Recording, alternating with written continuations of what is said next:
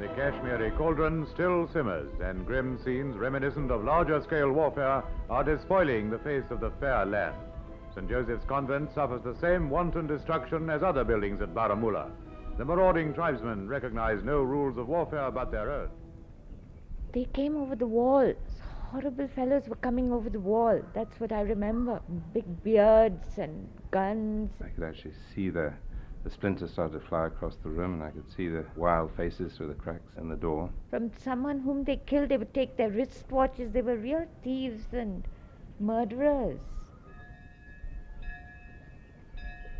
The Catholic mission is still here at Baramulla. It was rebuilt after the attack back in October 1947. The drama and tragedy of the incident echoed around the world and helped determine Kashmir's fate. The convent lies at the point where the Kashmir Valley starts to narrow.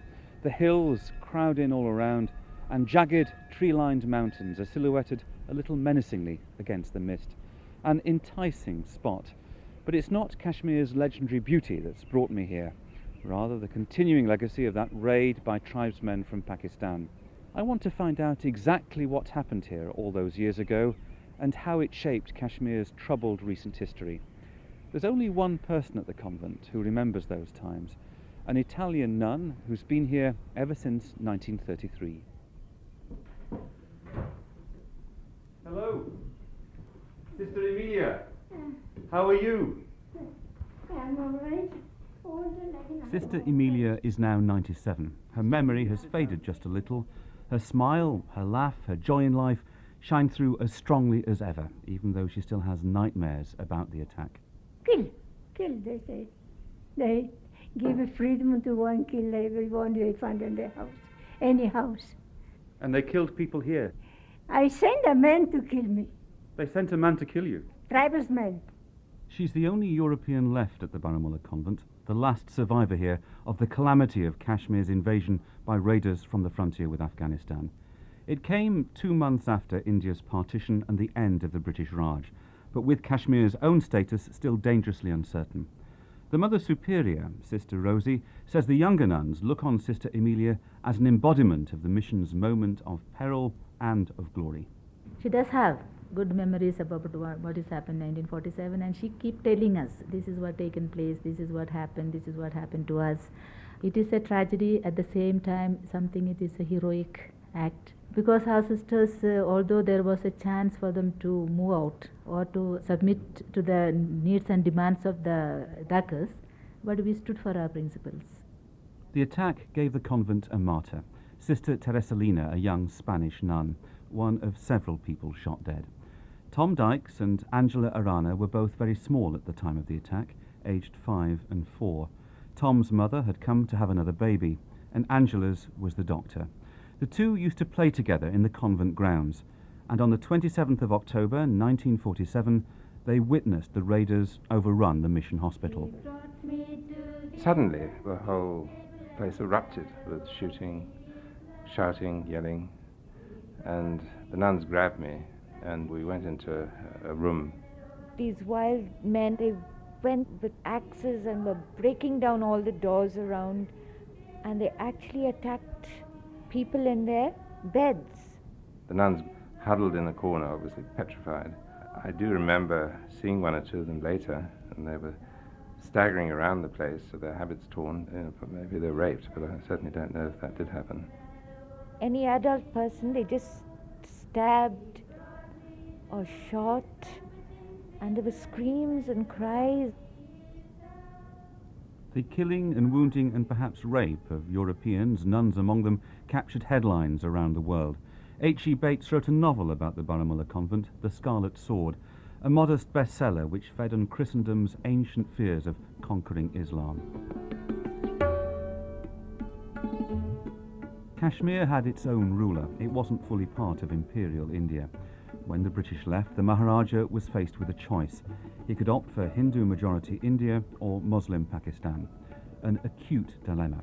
He was a Hindu, most of his subjects were Muslims. Both newly independent nations wanted Kashmir badly. It was prosperous, well-populated and strategically positioned. The Maharaja kept stalling for time. Karan Singh was then Kashmir's crown prince.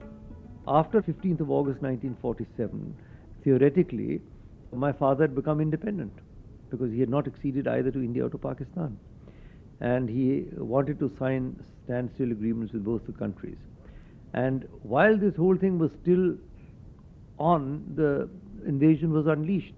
The insurgency started as a rebellion among Kashmir's Muslim majority against their Hindu Maharaja, regarded by many as an autocrat who excluded Muslims from positions of influence. Sardar Abdul Qayyum Khan helped organize the initial call to arms. In August 47, we started this armed revolt. I was the man who was managing the whole movement, you see. At that time, it was the state army fighting the state people. There were no men from frontier at that time in the beginning month when we started. But gradually, the people from frontier also started moving in. Truckloads of these distinctly ill-disciplined raiders from the tribal areas near the Afghan border, people with a reputation for banditry, descended on the Kashmir Valley. They came in the name of Islam and a free Kashmir. Sheikh Ghulam Muhammad, then a 10-year-old, looked on. They were telling that we are going to liberate you from the clutches of Maharaja Hari Singh.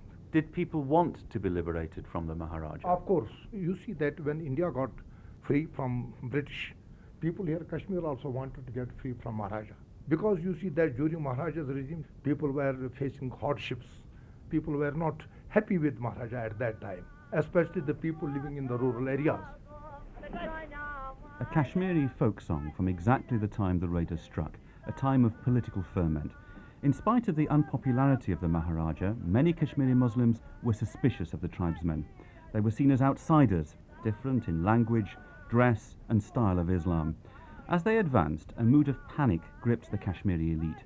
D.N. Kaur, then a senior police officer, was at a palace durbar, a ceremony of allegiance, when the imminence of attack became clear.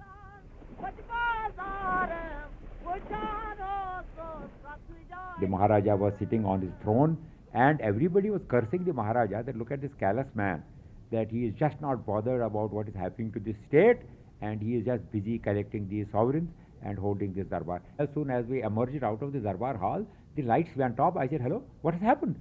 And somebody said, well, why are you surprised? Probably the raiders have captured the Mohra power station, which was a damn fact. They had captured the power station, which is about, say, 60 miles from Srinagar. And therefore, the whole city was plunged in darkness. The raiders were making their way up the Kashmir Valley. It was too close for comfort. The Maharaja immediately appealed to India for military help, agreeing to bring his princely state into the Indian fold. Then he fled. Fleet Street's Sidney Smith filed the news from Kashmir. Sir Harry quits capital in limousine. Sir Harry Singh, Maharaja of Kashmir, took his wife and 16-year-old crippled son out of the threatened capital Srinagar today with his court and Hindu masters in a fleet of American limousines. They drove by the only escape road to Jammu Palace, 95 miles south. It was a terrible journey. It was a long night's journey into day, shall we say, because by the time we left it was dark. My father was very disturbed and very depressed at what was happening, obviously. He didn't say a word on the whole drive. And when he reached Jammu, he simply got out and said, we've lost Kashmir. Not everyone chose to flee or had the chance to. The nuns and priests at St. Joseph's stood their ground. Father Shanks, a Mill Hill-trained missionary, kept his own private account of the ordeal, recording the moment on the Monday morning when the tribesmen entered Baramulla. There was no particular point in our decision to remain and face the music. We didn't think that there would be any bodily danger for us, so we decided that our best policy would be to carry on as if nothing special was happening. So we fell back on the Englishman's remedy for lack of work and ordered tea. Firing started at 10:30 promptly. From a point of vantage on the terrace in front of the presbytery, we watched the progress of the party with detached interest. Streams of Pathans appeared, winding down the hillside like processions of white ants. Miserably, the Kashmir troops were pushed back behind the college and beyond for a couple of miles, until the last daunting shot told us they were all wiped out. That's when the raiders turned their attention to the convent and hospital. They stormed over the walls, started looting, desecrated the church, manhandled the nuns. Within a few minutes, several people were dead or dying. A nun, a nurse, a patient, the husband of the hospital doctor, and a British Army couple. Sister Emilia saw it happen. I got some photographs of people that you may just remember. Let me just show you. That is Greta Barreto. She was the doctor here at that time, and that is her husband Joe's. And this is... Barreto, I don't know what husband killed in front of us. They killed in front of you? Then they come just to help us in the hospital, you know. That's a photograph of Biddy Dykes, sitting looking very smart, with a Labrador dog at her side. And this tall, imposing, well-built man in suit and tie, that is Colonel Tom Dykes, the two British people who were killed here back in 1947. Tom Dykes Jr. and his brothers grew up with little more than a few sepia photographs of their parents, one of a rather grand wedding day in Agra. Tom also has a very personal memento of those days before tragedy struck. I have a letter in my possession which was sent by my mother just a few days after James, my second brother, was born. She sent this letter to her sister in England, and it must have been one of the last letters out of Baramulla before the invasion. In hospital, St. Joseph's Convent, Baramulla, October the 17th. My dear Muriel, as you see, I've produced, and James arrived on the 12th, 5 a.m., 7 3/4 pounds, 4 hours, and not too bad. His looks are improving, but he was certainly damned ugly on arrival. It was a rather poignant letter. It sounds as though she was very stressed because she didn't have any money, it seems. I'd give anything to see Tom walk in this evening. He said in one letter he would be up today, but I don't think there's an earthly chance. I can't wire any more for money, as I haven't any. Haven't even wired Tom, and couldn't wire home either. There's nobody to grouse over the matter with. The nuns are all foreign and hardly speak English. So, here you've got it. I've no doubt it will all work out, but at this stage I don't feel like coping. It didn't work out. 10 days after she wrote that letter, Biddy Dykes was dead, her body thrown down a well. So too was her husband, Tom, an officer in the Indian Army. Both were in their early 30s. All three sons, then aged 5, 2 and 2 weeks, survived. They've never had a chance to visit their parents' graves. Kashmir is too dangerous a place for a personal pilgrimage. So, Sister, you've taken us to a place at the back of the convent. Yes, It's an orchard, really, isn't it? Those who have been died in 1947, they have been buried here. There's 5 separate graves. Simple gravestones, painted white. The paint slightly peeling now. And one of the graves is an official war grave for Lieutenant Colonel D.O.T. Dykes of the Sikh Regiment.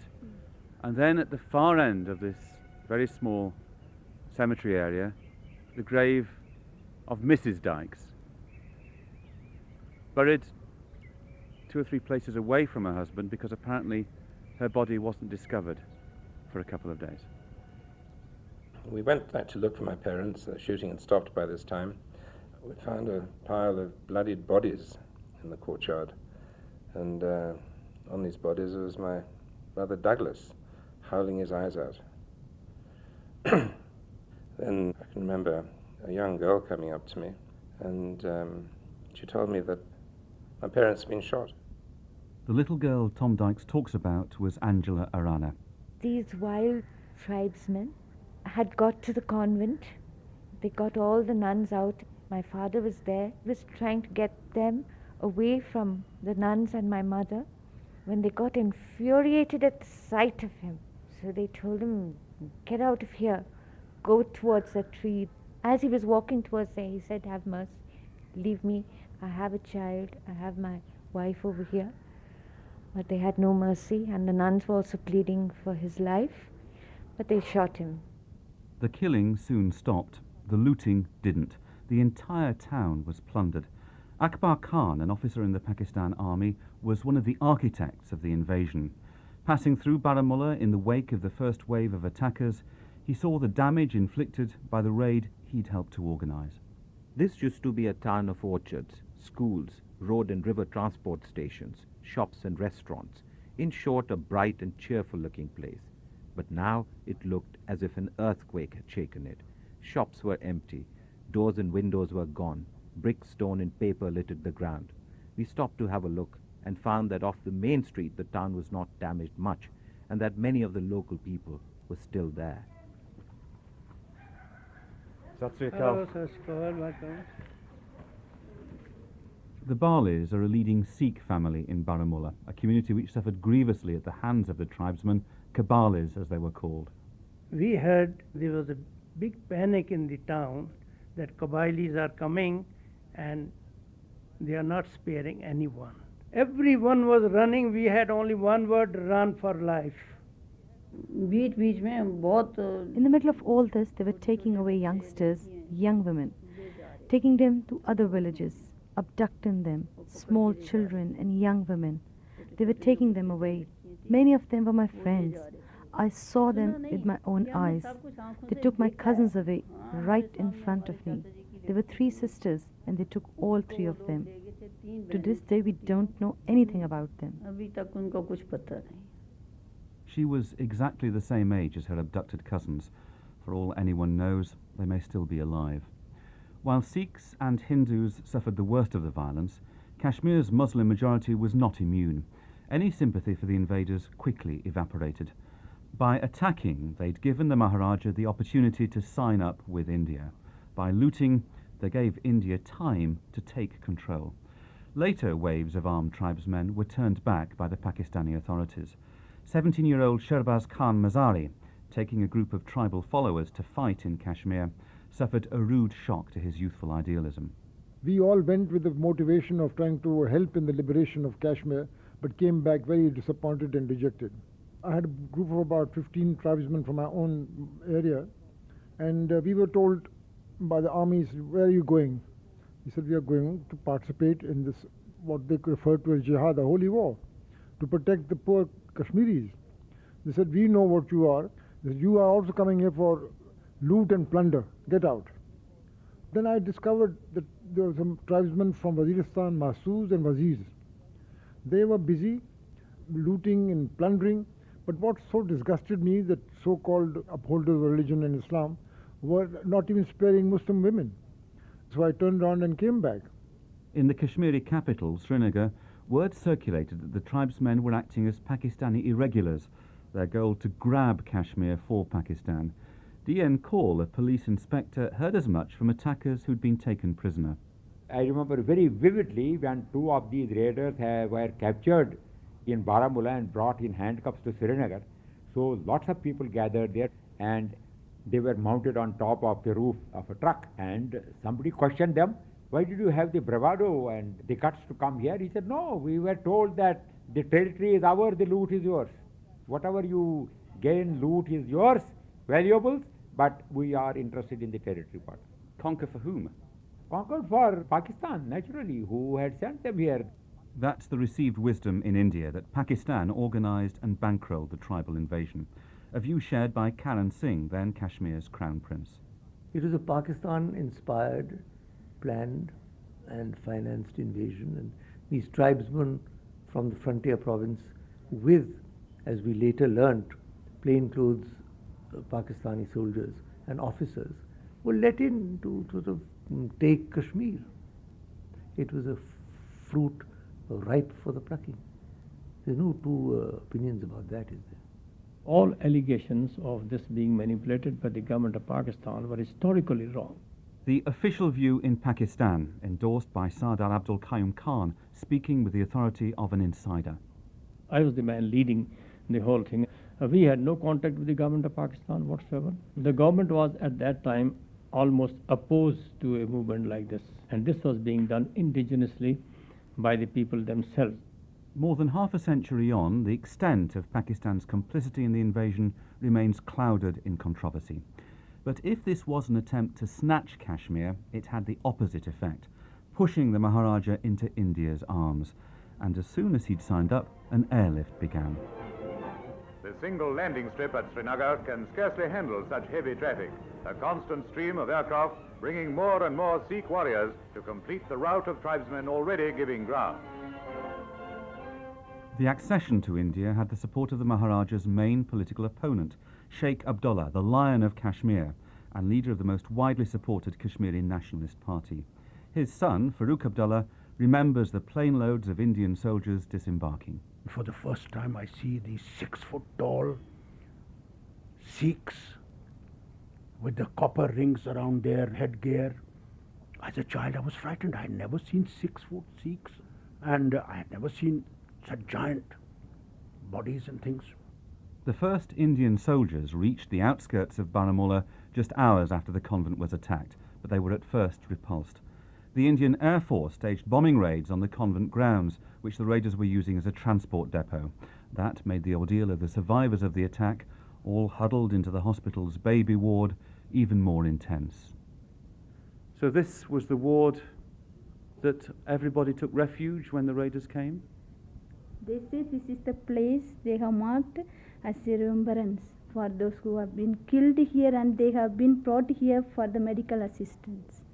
It's not a big room for 80 or so people to take refuge. There's room now for 13 hospital beds. But if you can imagine 70 or 80 people taking refuge in here, among them wounded, ill, babies, children, difficult to imagine what they would have been through. For 11 days we were holed up in this hospital ward. My mother, she had to stitch up the nose of one fellow whose nose had got torn. And she said to him, "You shot my husband this morning." So he said, "Yes, we had to do it because in time of war, everything is fair." Angela Arana's painful memories of being besieged by the tribesmen echo Father Shanks's contemporary record. A nightmarish business it was, listening and watching those 4 panes of glass in the door, outlined sharply against the bright moonlight outside, and waiting for the inevitable moment when they would be back, peering in curiously at the sleeping women and children. 10 days of terror, in the words of war correspondent Sidney Smith. With an eye on a scoop, he managed to get into the mission hospital after the attack. The year's most exciting story, proclaimed the Daily Express. In the early hours of Thursday morning, a gang of husky thugs came and ordered Father Shanks to send out one of his girl nurses. After 20 minutes wrangling, they decided that Father Shanks meant no when he said it. "All right," they said, "we'll go and get the rest of our tribe and take all your women to the bazaar."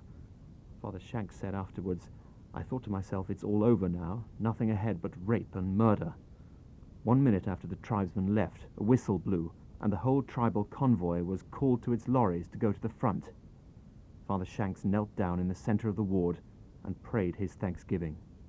It was a story custom-made for Fleet Street, a modest British hero, wild-eyed, bearded alien attackers, and smatterings of sex and saintliness, and through it all the rumble of battle.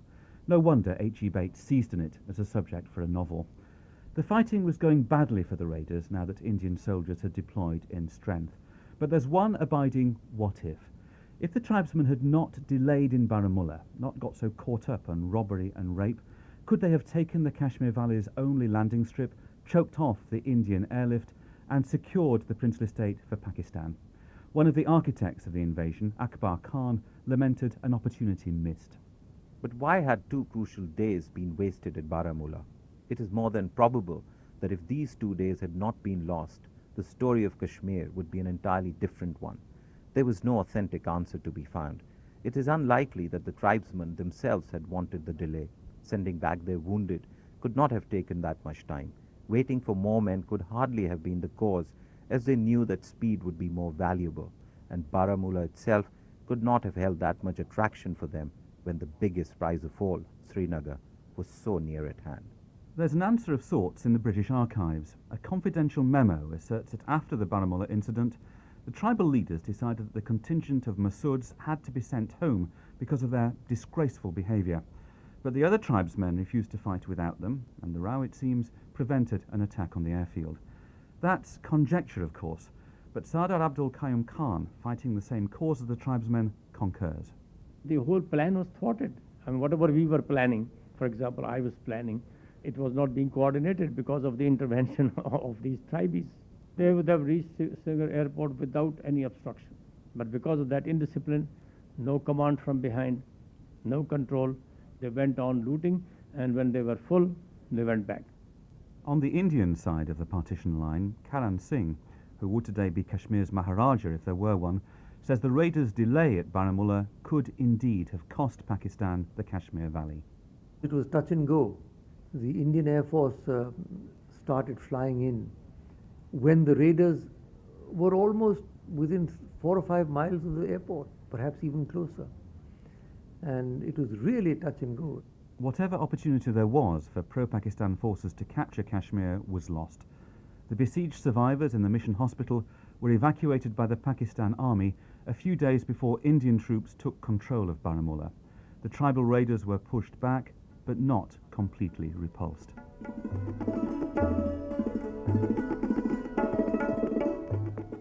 Within months, India and Pakistan were at war in Kashmir. The former princely state has been partitioned ever since. It's the main source of conflict between what are now nuclear powers, from time to time a battleground between the two, and the scene of a long-running separatist insurgency which claims 200 lives on average every month. At St. Joseph's Convent, Sister Rosie reflects on the daily reminders that the spectre of October 1947 has not been banished, that the Kashmiri cauldron is still simmering. He brought me to his banqueting table. We hear there is a lot of shootouts and crossfiring and things of that kind. We hear and we feel sorry for the people. Lately something happened close by to our hospital. There was a mine blast and quite a few lost their lives. So Kashmir is not at peace?